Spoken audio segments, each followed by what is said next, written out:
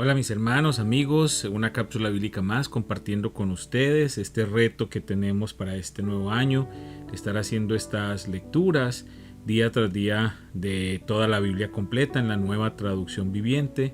Gracias por sus comentarios, gracias por verlas y gracias por compartirlas. Esperamos que día tras día usted pueda ser edificado a través de la palabra de Dios y que podamos aprender de ella, meditar en ella y pedirle al Espíritu Santo que nos enseñe lo que tiene para nosotros en su palabra.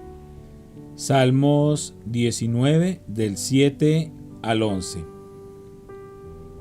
Las enseñanzas del Señor son perfectas, reavivan el alma.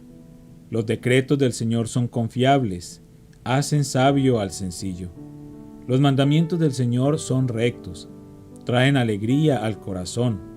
Los mandatos del Señor son claros, dan buena percepción para vivir. La reverencia al Señor es pura, permanece para siempre. Las leyes del Señor son verdaderas, cada una de ellas es imparcial. Son más deseables que el oro, incluso que el oro más puro.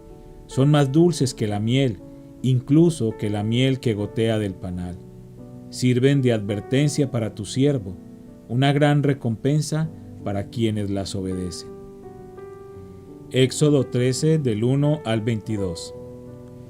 Luego el Señor le dijo a Moisés: Dedícame a todos los primeros hijos varones del pueblo de Israel.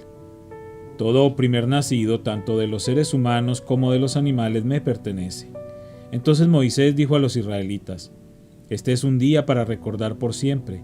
Es el día que salieron de Egipto, donde eran esclavos. Hoy el Señor los sacó con la fuerza de su mano poderosa. Recuerden no comer nada que contenga levadura. Este preciso día, a comienzos de la primavera, en el mes de Abib, ustedes fueron liberados. Una vez que el Señor los haga entrar en la tierra de los cananeos, los hititas, los amorreos, los heveos y los jebuseos, deberán celebrar este suceso cada año en este mes. Él les juró a sus antepasados que les daría esa tierra, una tierra donde fluyen la leche y la miel. Durante 7 días tendrán que preparar sin levadura el pan que coman. Entonces el séptimo día celebrarán una fiesta al Señor. En esos 7 días coman pan sin levadura. De hecho, durante ese periodo no deben haber pan con levadura ni ningún rastro de levadura dentro de su territorio. El séptimo día darán a sus hijos la siguiente explicación: Hoy celebro lo que el Señor hizo por mí cuando salí de Egipto. Este festival anual será para ustedes una señal visible, como una marca grabada en la mano o en la frente que les recuerde recitar siempre esta enseñanza del Señor. Con mano fuerte el Señor los rescató de Egipto. Por lo tanto, cumplan el decreto de este festival cada año en la fecha señalada. Cuando el Señor cumpla la promesa que les juró a ustedes y a sus antepasados, esto es lo que deben hacer. El día que Él les dé la tierra donde actualmente viven los cananeos, deben presentar al Señor todo primer hijo varón y toda primera cría macho de los animales, porque a Él le pertenecen. Para recuperar la primera cría de un burro podrán pagar rescate al Señor entregando como sustituto un cordero o un cabrito. Pero si no pagan rescate para recuperarlo, tendrán que quebrarle el cuello al animal. Sin embargo, tienen la obligación de pagar rescate por todo primer hijo varón. En el futuro, sus hijos les preguntarán: ¿qué significa todo esto? Y ustedes les dirán: con la fuerza de su mano poderosa, el Señor nos sacó de Egipto, donde éramos esclavos. El faraón se puso terco y por nada quiso dejarnos salir. Entonces el Señor mató a todos los primeros hijos varones en toda la tierra de Egipto y también a los machos de las primeras crías de los animales. Por eso ahora sacrifico a todos los machos primeros nacidos al Señor. Para siempre pagamos rescate para recuperar a los primeros hijos varones. Esta ceremonia servirá como una marca grabada en la mano o en la frente. Es un recordatorio de que el Señor nos sacó de Egipto con la fuerza de su mano poderosa. Cuando por fin el faraón dejó salir a los israelitas, Dios nos los guió por el camino principal que atraviesa el territorio filisteo. Aunque esa era la ruta más corta a la tierra prometida, Dios dijo: si los israelitas llegaran a enfrentar una batalla, podrían cambiar de parecer y regresar a Egipto. Por eso Dios los hizo dar un rodeo por el camino del desierto hacia el Mar Rojo. Así los israelitas salieron de Egipto como un ejército preparado para la batalla. Moisés llevó consigo los restos de José, porque José había hecho jurar a los hijos de Israel que así lo harían cuando dijo: pueden estar seguros de que Dios vendrá a ayudarlos. Cuando eso suceda, llévense de aquí mis restos con ustedes. Entonces los israelitas salieron de Sucot y acamparon en Etam, al límite del desierto. El Señor iba delante de ellos y los guiaba durante el día mediante una columna de nube y les daba luz durante la noche con una columna de fuego. Esto les permitía viajar de día y de noche. El Señor nunca quitó de su lugar, delante de ellos, la columna de nube ni la columna de fuego. Éxodo 14, del 1 al 31. Entonces el Señor le dio a Moisés las siguientes instrucciones. Ordénales a los israelitas que den la vuelta y acampen cerca de Pi-Hahirot, entre Migdol y el mar, que acampen allí, a lo largo de la orilla, frente a Baal-Zephón. Entonces el faraón pensará: los israelitas están confundidos, quedaron atrapados en el desierto. Y una vez más endureceré el corazón del faraón, y él saldrá a perseguirlos. Lo haré así para manifestar mi gloria por medio del faraón y de todo su ejército. Después los egipcios sabrán que yo soy el Señor. Así que los israelitas acamparon donde se les dijo. Cuando el rey de Egipto le llegó la noticia de que los israelitas habían huido, el faraón y sus funcionarios cambiaron de parecer. ¿Qué hemos hecho al permitir que todos estos esclavos israelitas se fueran?, se preguntaban. Entonces el faraón preparó su carro de guerra y llamó a sus tropas. Llevó consigo 600 de los mejores carros de guerra junto con los demás carros de Egipto, cada uno con su respectivo oficial al mando. Así que el Señor endureció el corazón del faraón, rey de Egipto, quien por lo tanto salió a perseguir a los israelitas, los cuales se habían marchado con puños en alto en señal de desafío. Los egipcios los persiguieron con todas las fuerzas del ejército del faraón, todos sus caballos y sus carros de guerra, sus conductores y sus tropas, y alcanzaron al pueblo de Israel mientras acampaba junto al mar cerca de Pi-Hahirot frente a Baal-Zephón. Mientras el faraón se acercaba, los israelitas levantaron la vista y se llenaron de pánico al ver que los egipcios los alcanzaban. Entonces clamaron al Señor y le dijeron a Moisés: ¿por qué nos trajiste aquí a morir en el desierto? ¿Acaso no había suficientes tumbas para nosotros en Egipto? ¿Qué nos has hecho? ¿Por qué nos obligaste a salir de Egipto? ¿No te dijimos que esto pasaría cuando aún estábamos en Egipto? Te dijimos: déjanos en paz, déjanos seguir siendo esclavos de los egipcios. Es mejor ser un esclavo en Egipto que un cadáver en el desierto. Pero Moisés les dijo: no tengan miedo, solo quédense quietos y observen cómo el Señor los rescatará hoy. Esos egipcios que ahora ven, jamás volverán a verlos. El Señor mismo peleará por ustedes, solo quédense tranquilos. Luego, el Señor le dijo a Moisés: ¿por qué clamas a mí? Dile al pueblo que se ponga en marcha. Toma tu vara y extiende la mano sobre el mar. Divide las aguas para que los israelitas puedan pasar por en medio del mar pisando tierra seca. Yo endureceré el corazón de los egipcios y se lanzarán contra los israelitas. La grandeza de mi gloria se manifestará por medio del faraón y de su ejército, sus carros de guerra y sus conductores. Cuando mi gloria se exhiba por medio de ellos, todo Egipto verá mi gloria y sabrán que yo soy el Señor. Entonces el ángel de Dios, que iba al frente del pueblo de Israel, se trasladó hacia atrás del campamento. La columna de nube también se cambió de lugar y pasó a estar detrás de ellos. La nube se puso entre los egipcios y el campamento de los israelitas. Al atardecer, la nube se convirtió en fuego e iluminó la noche. Pero los egipcios y los israelitas no se acercaron unos a otros en toda la noche. Luego Moisés extendió la mano sobre el mar, y el Señor abrió un camino a través de las aguas mediante un fuerte viento oriental.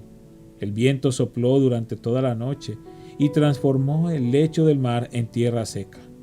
Entonces el pueblo de Israel cruzó por en medio del mar, caminando sobre tierra seca, con muros de agua a cada lado.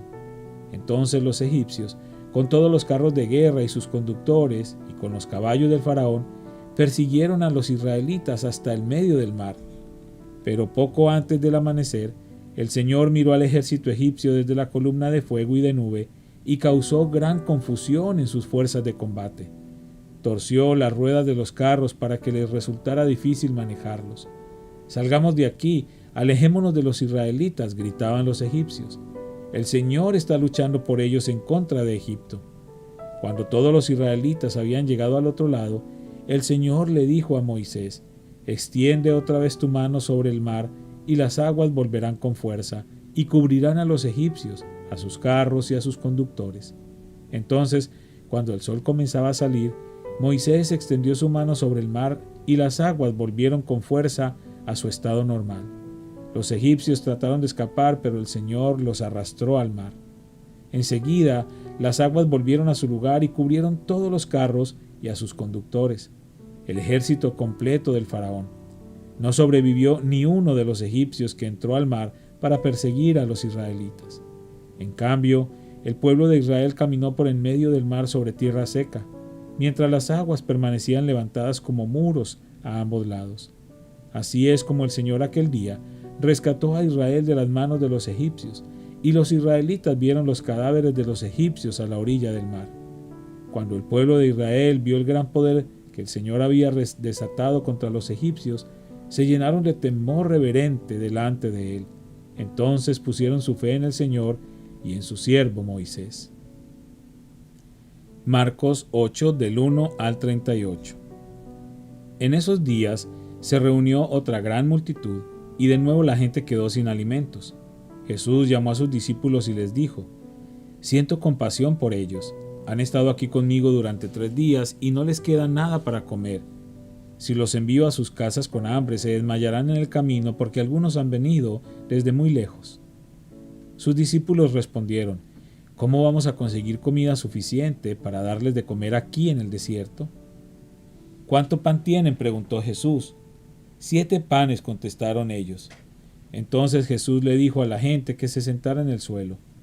Luego tomó los 7 panes, dio gracias a Dios por ellos, los partió en trozos y se los dio a sus discípulos, quienes repartieron el pan entre la multitud. También encontraron unos pescaditos, así que Jesús los bendijo y pidió a sus discípulos que los repartieran. Todos comieron cuanto quisieron. Después los discípulos recogieron 7 canastas grandes con la comida que sobró. Ese día había unos 4,000 hombres en la multitud, y Jesús los envió a sus casas luego de que comieron. Inmediatamente después subió a una barca con sus discípulos y cruzó a la región de Dalmanuta. Cuando los fariseos oyeron que Jesús había llegado, se acercaron y comenzaron a discutir con él para ponerlo a prueba. Exigieron que les mostrara una señal milagrosa del cielo que demostrara su autoridad. Cuando Jesús oyó esto, suspiró profundamente en su espíritu y dijo: «¿Por qué esta gente sigue exigiendo una señal milagrosa? Les digo la verdad, no daré ninguna señal a esta generación». Luego regresó a la barca y los dejó y cruzó al otro lado del lago. Pero los discípulos se habían olvidado de llevar comida y solo tenían un pan en la barca. Mientras cruzaban el lago, Jesús les advirtió: «Atención, tengan cuidado con la levadura de los fariseos y con la de Herodes». Al oír esto, comenzaron a discutir entre sí, pues no habían traído nada de pan. Jesús supo lo que hablaban, así que les dijo: «¿Por qué discuten por no tener pan? ¿Todavía no saben ni entienden? ¿Tienen el corazón demasiado endurecido para comprenderlo? ¿Tienen ojos y no pueden ver? ¿Tienen oídos y no pueden oír? ¿No recuerdan nada en absoluto? Cuando alimenté a los 5,000 con 5 panes, ¿cuántas canastas con sobras recogieron después?». 12, contestaron ellos. «Y cuando alimenté a los 4,000 con 7 panes, ¿cuántas canastas grandes con sobras recogieron?». 7, dijeron. «¿Todavía no entienden?», les preguntó. Cuando llegaron a Betsaida, algunas personas llevaron a un hombre ciego ante Jesús y le suplicaron que lo tocara y lo sanara. Jesús tomó al ciego de la mano y lo llevó fuera de la aldea. Luego escupió en los ojos del hombre, puso sus manos sobre él y le preguntó: «¿Puedes ver algo ahora?». El hombre miró a su alrededor y dijo: «Sí, veo a algunas personas, pero no puedo verlas con claridad. Parecen árboles que caminan». Entonces Jesús puso nuevamente sus manos sobre los ojos del hombre y fueron abiertos. Su vista fue totalmente restaurada y podía ver todo con claridad. Jesús lo envió a su casa y le dijo: no pases por la aldea cuando regreses a tu casa. Jesús y sus discípulos salieron de Galilea y fueron a las aldeas cerca de Cesarea de Filipo. Mientras caminaban, él les preguntó: ¿quién dice la gente que soy? Bueno, contestaron, algunos dicen Juan el Bautista, otros dicen Elías, y otros dicen que eres uno de los otros profetas. Entonces les preguntó: ¿y ustedes quién dicen que soy? Pedro contestó: tú eres el Mesías. Pero Jesús les advirtió que no le contaran a nadie acerca de él.